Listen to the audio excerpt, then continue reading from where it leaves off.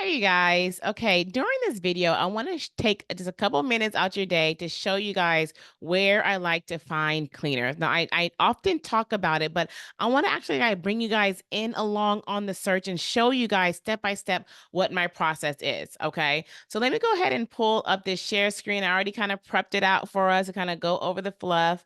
Um, so I'm going to use Google. Okay. I love finding cleaners on Craigslist first, and then I go to Facebook Marketplace next, right?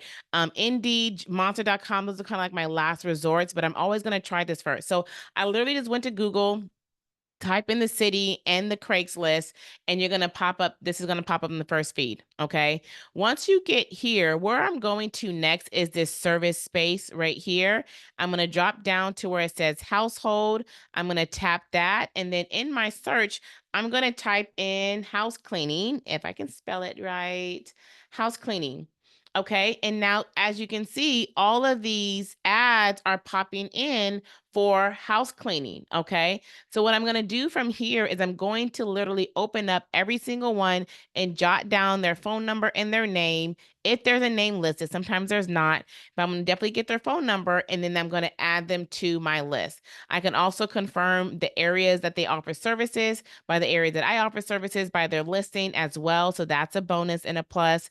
I don't know all the time if their before and after pictures are real because I know I be borrowing pictures, but you can take a peek at those as well. Okay, so you literally just want to just go down the list. You may see some duplicates. Of course, don't prejudge the duplicates. Open each one first. Okay.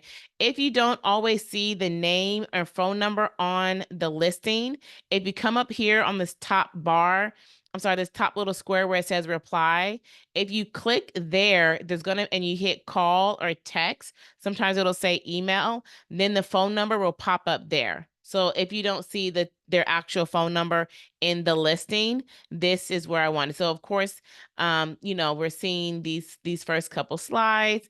And like literally, guys, this is my entire process.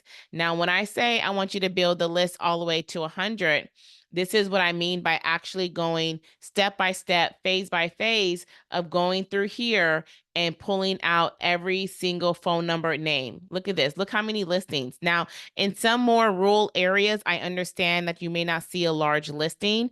In smaller cities, you may not see a small listing.